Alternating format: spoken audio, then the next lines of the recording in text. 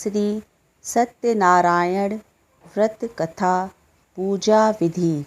व्रत करने वाला पूर्णिमा व संक्रांति के दिन प्रातः अथवा सायंकाल को स्नान आदि से निवृत्त होकर पूजा स्थान में आसन पर बैठकर श्रद्धापूर्वक श्री गणेश, गौरी, वरुण, विष्णु आदि सभी देवी देवताओं का ध्यान करके पूजन करें और संकल्प करें कि मैं श्री सत्यनारायण स्वामी का पूजन तथा कथा श्रवण सदैव करूँगा।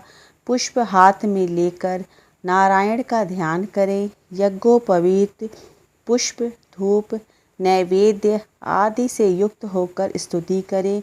हे भगवान, मैंने श्रद्धापूर्वक फल, जल आदि सब सामग्री आपको अर्पण की है, इसे स्वीकार कीजिए। मेरा आपको बारंबार नमस्कार है। इसके बाद सत्यनारायण जी की कथा पढ़ें अथवा श्रवण करें। श्री सत्यनारायण भगवान की पूजा में क्या क्या सामग्री लगती है वो इस प्रकार से है। केले के खम्भे, पंचपल्लव, कलश, पंचरत्न, चावल, कपूर, धूप, दीप, पुष्पों की माला, श्रीफल, ऋतुफल, अंगवस्त्र, नैवेद्य, कलावा, आम के पत्ते, यज्ञोपवीत वस्त्र, गुलाब के फूल, तुलसी दल, पान, पंचामृत स्नान के लिए और पंचामृत भोग के लिए भी बनाया जाता है। केसर, बंदनवार, चौकी, चंदन और गेहूं से बना मनभोग सत्यनारायण भगवान की पूजा में जरूर चढ़ाना चाहिए। श्री सत्यनारायण भगवान की व्रत कथा। एक समय नैमिषारण्य तीर्थ में शौनक आदि 88,000 ऋषियों ने श्री सूत जी से पूछा, हे प्रभु, इस कलयुग में वेद विद्या रहित मनुष्यों को प्रभु भक्ति किस प्रकार मिलेगी तथा उनका उद्धार कैसे होगा। इसलिए हे मुनि, कोई ऐसा तप कहिए जिससे थोड़े समय में पुण्य प्राप्त होवे तथा मनोवांछित फल मिले। वह कथा सुनने की हमारी इच्छा है। सर्वशास्त्र ज्ञाता श्री सूत जी बोले, हे वैष्णवों में पूज्य, आप सबने प्राणियों के हित की बात पूछी है।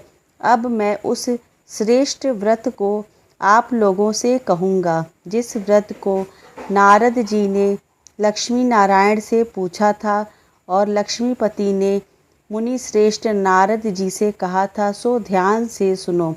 एक समय योगी राज नारद जी दूसरों के हित की इच्छा से अनेक लोकों में घूमते हुए मृत्यु लोक में आ पहुँचे। यहाँ अनेक योनियों में जन्मे हुए प्राय सभी मनुष्यों को अपने कर्मों द्वारा अनेकों दुखों से पीड़ित देखकर सोचा, किस यत्न के करने से निश्चय ही प्राणियों के दुखों का नाश हो सकेगा। ऐसा मन में सोचकर विष्णु लोक को गए। वहाँ श्वेत वर्ण और 4 भुजाओं वाले देवों के ईश नारायण को देखकर, जिनके हाथों में शंख, चक्र, गदा और पद्म थे तथा वरमाला पहने हुए थे, स्तुति करने लगे। हे भगवान, आप अत्यंत शक्ति से संपन्न हैं। मन तथा वाणी भी आपको नहीं पा सकती। आपका आदि मध्य अंत नहीं है। निर्गुण स्वरूप सृष्टि के आदिभूत एवं भक्तों के दुखों को नष्ट करने वाले हो। आपको नमस्कार है। नारद जी से इस प्रकार की स्तुति सुन विष्णु भगवान बोले, हे मुनि श्रेष्ठ, आपके मन में क्या है? आपका किस काम के लिए आगमन हुआ है? निसंकोच कहो। तब नारद मुनि बोले, मृत्यु लोक में सब मनुष्य जो अनेक योनियों में पैदा हुए हैं, अपने अपने कर्मों के द्वारा अनेक प्रकार के दुखों से दुखी हो रहे हैं। हे नाथ, मुझ पर दया रखते हो तो बतलाइए कि उन मनुष्यों के सब दुख थोड़े से ही प्रयत्न से कैसे दूर हो सकते हैं। श्री भगवान जी बोले, हे नारद, मनुष्यों की भलाई के लिए तुमने बहुत ही अच्छी बात पूछी है। जिस काम के करने से मनुष्य मोह से छूट जाता है वह मैं कहता हूँ। सुनो, बहुत ही पुण्य देने वाला स्वर्ग तथा मृत्यु लोक दोनों में दुर्लभ एक उत्तम व्रत है। आज मैं प्रेमवश होकर तुमसे कहता हूँ, सत्यनारायण का यह व्रत अच्छी तरह विधि पूर्वक करके मनुष्य आयु पर्यंत यहाँ सुख भोग कर मरने पर मोक्ष को प्राप्त होता है। श्री भगवान के वचन सुनकर नारद मुनि बोले, उस व्रत का फल क्या है, क्या विधान है और किसने यह व्रत किया है और किस दिन यह व्रत करना चाहिए, विस्तार से कहिए। भगवान बोले, दुख शोक आदि को दूर करने वाला, धन धान्य को बढ़ाने वाला, सौभाग्य तथा संतान को देने वाला यह व्रत सब स्थानों पर विजयी करने वाला है। भक्ति और श्रद्धा के साथ किसी भी दिन मनुष्य सत्यनारायण की प्रातःकाल के समय ब्राह्मणों और बंधुओं के साथ धर्मपरायण होकर पूजा करे। भक्ति भाव से नैवेद्य, केले का फल, घी, दूध और गेहूं का चूर्ण सवाया लेवे। गेहूं के अभाव में साठी का चूर्ण, शक्कर तथा गुड़ ले और सब भक्षण योग्य पदार्थ जमा करके भगवान को अर्पण कर देवे तथा बंधुओं सहित ब्राह्मणों को भोजन करावे। तत्पश्चात स्वयं भोजन करे। नृत्य गीत आदि का आचरण कर सत्यनारायण भगवान को स्मरण करते हुए समय व्यतीत करें। इस तरह व्रत करने पर मनुष्यों की इच्छा निश्चय ही पूरी होती है। विशेषकर कलिकाल में भूमि पर यही मोक्ष का सरल उपाय है। दूसरा अध्याय। सूत जी बोले, हे ऋषियों, जिसने पहले समय में इस व्रत को किया उसका इतिहास कहता हूँ, ध्यान से सुनो। सुंदर काशीपुरी नगरी में एक अत्यंत निर्धन ब्राह्मण रहता था। वह भूख और प्यास से बेचैन हुआ नित्य पृथ्वी पर घूमता था। ब्राह्मणों से प्रेम करने वाले भगवान ने ब्राह्मण को दुखी देखकर बूढ़े ब्राह्मण का रूप धर उसके पास जाकर आदर के साथ पूछे, हे विप्र, नित्य दुखी हुआ पृथ्वी पर क्यों घूमता है? हे श्रेष्ठ ब्राह्मण, यह सब मुझसे कहो, मैं सुनना चाहता हूँ। ब्राह्मण बोला, मैं निर्धन ब्राह्मण हूँ, भिक्षा के लिए पृथ्वी पर फिरता हूँ। हे भगवान, यदि आप इसका उपाय जानते हो तो कृपा कर कहो। वृद्ध ब्राह्मण बोले कि सत्यनारायण भगवान का मनवांछित फल देने वाला है, इसलिए हे ब्राह्मण, तू उनका पूजन कर, जिनके करने से मनुष्य सब दुखों से मुक्त होता है। ब्राह्मण को व्रत का सारा विधान बतलाकर बूढ़े ब्राह्मण का रूप धारण करने वाले सत्यनारायण भगवान अंतर्ध्यान हो गए। जिस व्रत को वृद्ध ब्राह्मण ने बतलाया है, मैं उसको करूँगा, यह निश्चय करने पर उसे रात में नींद भी नहीं आई। वह सवेरे उठकर सत्यनारायण के व्रत का निश्चय कर भिक्षा के लिए चला। उसको भिक्षा में बहुत धन मिला, जिससे बंधु बांधवों के साथ उसने सत्यनारायण का व्रत किया। इसके करने से वह ब्राह्मण सब दुखों से छूटकर अनेक प्रकार की संपत्तियों से युक्त हुआ। उस समय से वह ब्राह्मण हर मास व्रत करने लगा। इस तरह सत्यनारायण भगवान के व्रत को जो करेगा वह मनुष्य सब दुखों से छूट जाता है। इस तरह नारद जी से नारायण का कहा हुआ यह व्रत मैंने तुमसे कहा। हे विप्रो, मैं अब और क्या कहूँ? ऋषि बोले, हे मुनीश्वर, संसार में इस ब्राह्मण से सुनकर किस किस ने इस व्रत को किया, हम यह सुनना चाहते हैं। इसके लिए हमारे मन में श्रद्धा है। सूत जी बोले, हे मुनियों, जिस जिसने इस व्रत को किया है वह सब सुनो। एक समय एक ब्राह्मण धन और ऐश्वर्य के अनुसार बंधु बांधवों के साथ व्रत करने को तैयार हुआ। उसी समय एक लकड़ी बेचने वाला बूढ़ा आदमी आया और बाहर लकड़ियों को रखकर ब्राह्मण के मकान में गया। प्यास से दुखी लकड़हारा उनको व्रत करते देखकर ब्राह्मण को नमस्कार कर कहने लगा कि आप यह क्या कर रहे हैं और इसके करने से क्या फल मिलता है, कृपया करके मुझको बतलाइए। ब्राह्मण ने कहा, सब मनोकामनाओं को पूरा करने वाला यह सत्यनारायण भगवान का व्रत है। इसकी ही कृपा से मेरे यहाँ धन धान्य आदि की वृद्धि हुई है। ब्राह्मण से इस व्रत के बारे में जानकर लकड़हारा बहुत प्रसन्न हुआ। चरणामृत ले और प्रसाद खाने के बाद अपने घर को गया। लकड़हारे ने अपने मन में इस प्रकार संकल्प किया कि आज नगर में लकड़ी बेचने से जो धन मिलेगा उसी से मैं सत्यनारायण देव का उत्तम व्रत करूँगा। यह मन में विचार कर वह बूढ़ा आदमी लकड़ियाँ अपने सिर पर रख कर जिस नगर में धनवान लोग रहते थे वह ऐसे सुंदर नगर में गया। उस रोज़ वहाँ पर उसने उन लकड़ियों का दाम पहले दिनों से चौगुना मिला। तब वह बूढ़ा लकड़हारा दाम ले और अति प्रसन्न होकर पक्के केले की पूली, शक्कर, घी, दूध, दही और गेहूं का आटा इत्यादि सत्यनारायण भगवान के व्रत की कुल सामग्रियों को लेकर अपने घर गया।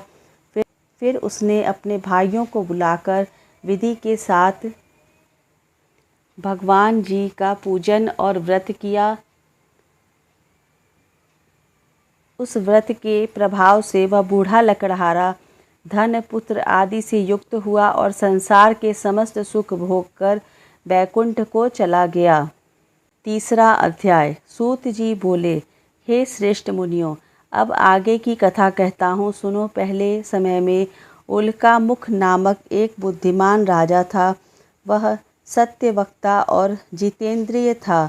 प्रतिदिन देव स्थानों पर जाता तथा गरीबों को धन देकर उनके कष्ट दूर करता था। उसकी पत्नी कमल के समान मुख वाली और सती साध्वी थी।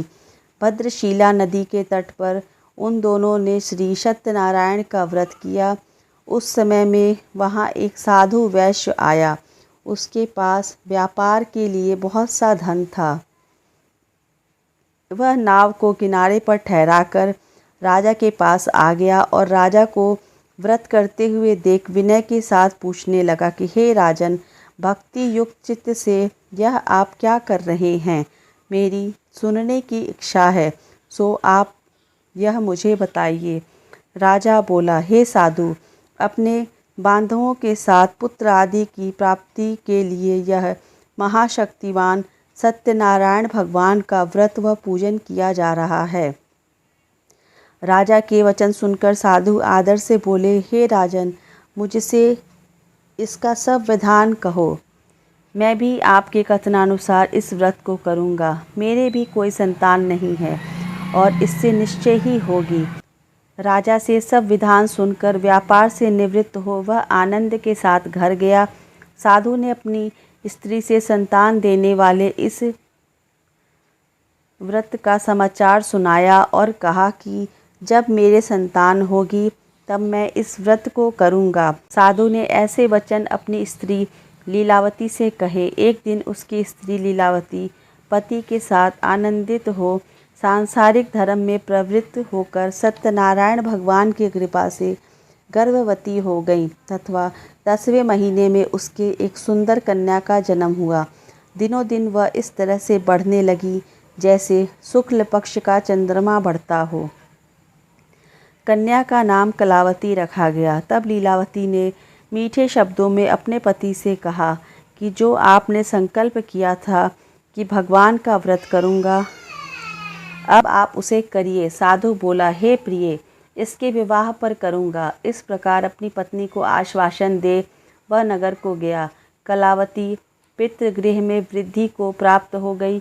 साधु ने जब नगर में सखियों के साथ अपनी पुत्री को देखा तो तुरंत दूत बुलाकर कहा कि पुत्री के वास्ते कोई सुयोग्य वर देख कर लाओ। साधु की आज्ञा पाकर दूत कंचन नगर पहुंचा। वहां पर बड़ी खोज कर देखभाल कर लड़की के लिए सुयोग्य वणिक पुत्र को ले आया गया। उस सुयोग्य लड़के को देखकर साधु ने अपने बंधु बांधवों सहित प्रसन्नचित्त अपनी पुत्री का विवाह उसके साथ कर दिया। किंतु दुर्भाग्य से विवाह के समय भी उस व्रत को करना भूल गया। तब श्री भगवान क्रोधित हो गए और श्राप दिया कि तुम्हें दारुण दुख प्राप्त होगा। अपने कार्य में कुशल साधु बनिया जमाता समुद्र के समीप स्थित रत्नपुर नगर में गया और वहाँ दोनों ससुर और जमाई चंद्रकेतु राजा ने उस नगर में व्यापार करने लगा। एक रोज भगवान सत्यनारायण की माया से प्रेरित कोई चोर राजा का धन चुराकर भागा जा रहा था, किंतु राजा के दूतों को आता देखकर चोर ने घबराकर भागते हुए राजा के धन को वहीं चुपचाप रख दिया जहां वो ससुर और जमाई ठहरे हुए थे।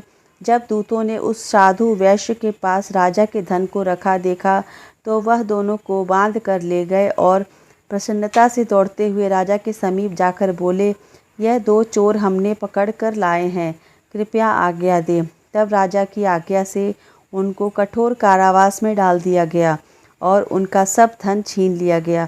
सत्यनारायण भगवान के श्राप द्वारा उनकी पत्नी भी घर पर बहुत दुखी हुई और घर पर जो धन रखा था चोर चुरा ले गए।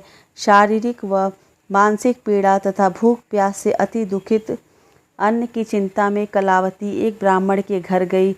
वहां उसने सत्यनारायण भगवान का व्रत होते देखा, फिर कथा सुनी तथा प्रसाद ग्रहण कर रात को घर आई। माता ने कलावती से कहा, हे पुत्री, अब तक हाँ रही वह तेरे मन में क्या है?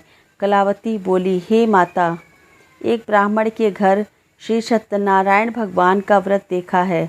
कन्या के वचन सुनकर लीलावती भगवान के पूजन की तैयारी करने लगी। लीलावती ने परिवार और बंधुओं सहित श्री सत्यनारायण भगवान का पूजन किया और वर मांगा कि मेरे पति और दामाद शीघ्र घर आ जाएं। साथ ही प्रार्थना की कि हम सबका अपराध क्षमा करो। सत्यनारायण भगवान इस व्रत से संतुष्ट हो गए और राजा चंद्रकेतु को स्वप्न में दर्शन देकर कहा कि हे राजन, दोनों वैश्यों को प्रातः ही छोड़ दो और उनका सब धन जो तुमने ग्रहण किया है दे दो, नहीं तो मैं तेरा धन और राज्य पुत्र आदि सब नष्ट कर दूंगा।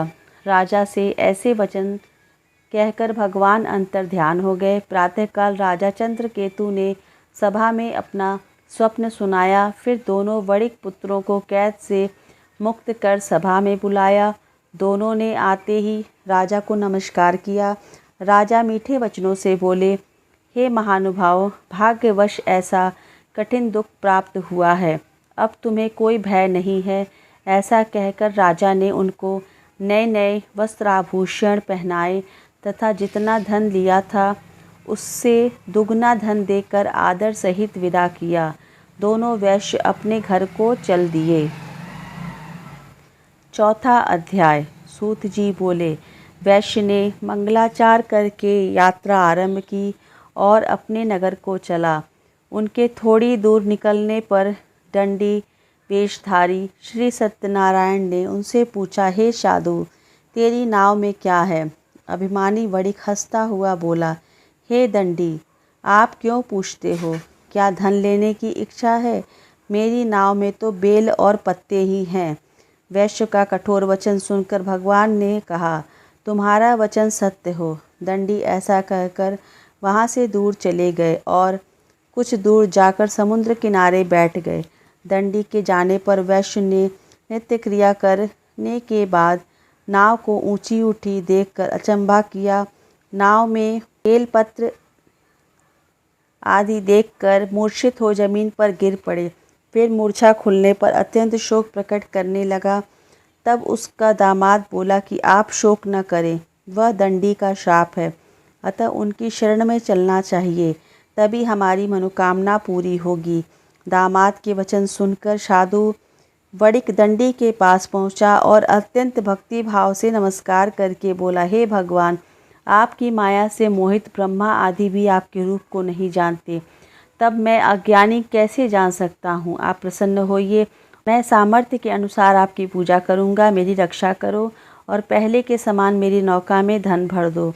उसके भक्ति युक्त वचन सुनकर भगवान प्रसन्न हो उसकी इच्छा अनुसार वर देकर अंतर्ध्यान हो गए। तब उन्होंने नाव में आकर देखा तो नाव धन से परिपूर्ण है। फिर वह भगवान सत्यनारायण का पूजन कर साथियों सहित अपने नगर को चला। जब अपने नगर के निकट पहुंचा तब दूत को घर भेजा। दूत ने साधु के घर जा उसकी स्त्री को नमस्कार कर कहा कि साधु अपने दामाद सहित इस नगर के समीप आ गए हैं। ऐसा वचन सुनकर साधु की स्त्री ने बड़े हर्ष के साथ सत्यदेव का पूजन कर पुत्री से कहा, मैं अपने पति के दर्शन को जाती हूँ, तू कार्य पूर्ण कर शीघ्र आना। माता के वचन सुनकर कलावती प्रसाद छोड़कर पति के पास गई। प्रसाद की अवज्ञा करने के कारण सत्यदेव रुष्ट हो गए। उसके पति को नाव सहित पानी में डुबो दिया। कलावती अपने पति को न देखकर रोती हुई जमीन पर गिर गई। इस तरह नौका को डूबा हुआ तथा कन्या को रोता देखकर साधु दुखी हो बोला, हे प्रभु, मुझसे या मेरे परिवार से जो भूल हुई है उसे क्षमा करो। उसके दीन वचन सुनकर सत्यदेव प्रसन्न हो गए और आकाशवाणी सुनकर कलावती ने घर पहुंचकर प्रसाद खाया। फिर आकर पति के दर्शन किए। तत्पश्चात साधु ने बंधु बांधवों सहित सत्यदेव का विधि पूर्वक पूजन किया। उस दिन से वह प्रत्येक पूर्णिमा को सत्यनारायण भगवान का पूजन एवं कथा करने लगे। फिर इस लोक का सुख भोग कर अंत में स्वर्गलोक को गए। 5वां अध्याय। सूत जी बोले, हे ऋषियों, मैं और भी कथा कहता हूँ, सुनो। प्रजा पालन में लीन तुंगध्वज नाम का एक राजा था। उसने भी भगवान का प्रसाद त्याग कर बहुत दुख पाया था। एक समय वन में जाकर वन्य पशुओं को मारकर बड़े ही नीचे आया।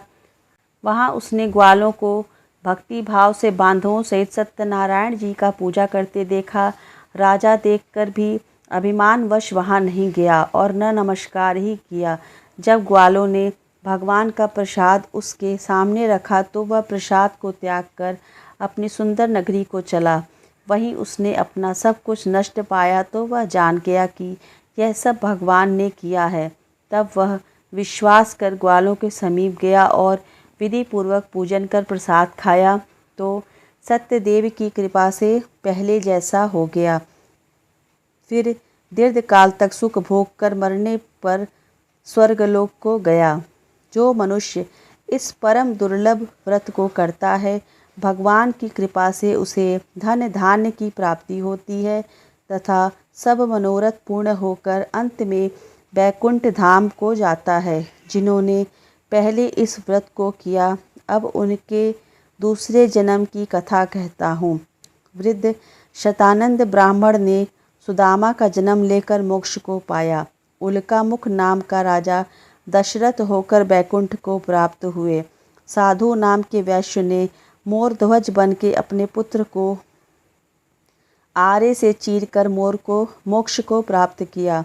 महाराज तुंगध्वज ने स्वयंभू होकर भगवान में भक्ति युक्त कर्म कर मोक्ष प्राप्त किया। इति श्री सत्यनारायण व्रत कथायां संपूर्णम। बोलिए सत्यनारायण भगवान की जय। ओम जय लक्ष्मी रमणा। स्वामी जय लक्ष्मी रमणा। सत्यनारायण स्वामी जनपातक हरणा। ओम जय लक्ष्मी रमणा। रतन जड़ित सिंहासन अद्भुत छवि राजे। नारद करत निरंजन घंटा ध्वनि बाजे। ओम जय लक्ष्मी रमणा। प्रगट भये कलि कारण द्विज को दर्श दियो। बूढ़ो ब्राह्मण बनकर कंचन महल कियो। ओम जय लक्ष्मी रमणा। दुर्बल भील कठारो इन पर कृपा करी। चंद्रचूड़ एक राजा जिनकी विपत्ति हरी। ओम जय लक्ष्मी रमणा। वैश्य मनोरथ पायो श्रद्धा तज दीनो। सो फल भोग्यो प्रभु जी फिर स्तुति कीनी। ओम जय लक्ष्मी रमणा। भाव भक्ति के कारण छिन छिन रूप धर्यो। श्रद्धा धारण कीनी तिनको काज सरियो। ओम जय लक्ष्मी रमणा। ग्वाल बाल संग राजा वन में भक्ति करी। मन वांछित फल दीना दीन दयाल हरि। ओम जय लक्ष्मी रमणा। चढ़त प्रसाद सवायो कदली फल मेवा। धूप दीप तुलसी से राजी सत देवा। ओम जय लक्ष्मी रमणा। श्री सत्यनारायण जी की आरती जो कोई जन गावे। कहते शिवानंद स्वामी मन वांछित फल पावे। ओम जय लक्ष्मी रमणा। ओम जय लक्ष्मी रमणा। स्वामी जय लक्ष्मी रमणा। सत्यनारायण स्वामी जनपातक हरिणा। ओम जय लक्ष्मी रमणा। लक्ष्मी नारायण भगवान विष्णु की जय।